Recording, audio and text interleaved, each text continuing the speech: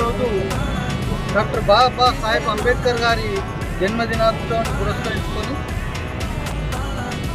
జన్మదిన సంబరాలు జరుపుకోవడానికి ఈరోజు ఆర్మూర్ మున్సిపల్ పాలకవర్గం చైర్మన్ గారు, వైస్ చైర్మన్ గారు, కమిషనర్ గారు, డిఈ గారు,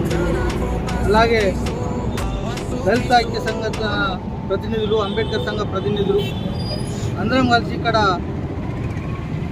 రేపు ఉత్సవాలకు సంబంధించి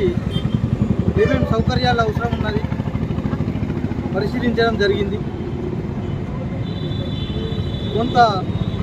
ఇక్కడ ఉన్నటువంటి అంబేద్కర్ విగ్రహానికి కలర్లు వేయడం కానీ, కింద మార్బుల్స్ కానీ ఇవన్నీ మరమ్మతులు చేయించడానికి అంబేద్కర్ చౌరస్తాలో మరి రానున్న ఏప్రిల్ 14న డాక్టర్ బాబాసాహెబ్ గారి జన్మదినాన్ని పురస్కరించుకొని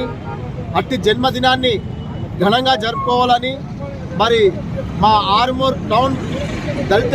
ఐక్య సంఘటన వారు, అంబేద్కర్ సంఘాల వారు మరి అలాగే కమిషనర్లు, వైస్ చైర్మన్ అధికారుల సమక్షంలో ఈరోజు ఇక్కడికి వచ్చి పరిశీలించడం జరిగింది. గత కొద్ది రోజుల క్రితం ట్రాఫిక్ అంతరాయం వల్ల ఇక్కడ ఏదైతే దిమ్మె ఉందో దానికి కొద్దిగా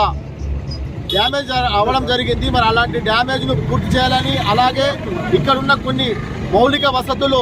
అందంగా ఉండాలని మేము కొన్ని సంవత్సరాలుగా ఆర్మూర్లో ఉన్నటువంటి దళిత సంఘాలం అనేక సార్లు విజ్ఞప్తి చేసినా కానీ మరి ఇక్కడ అంబేద్కర్ చౌరస్తానే ఆర్మూర్ పట్టణానికి ఒక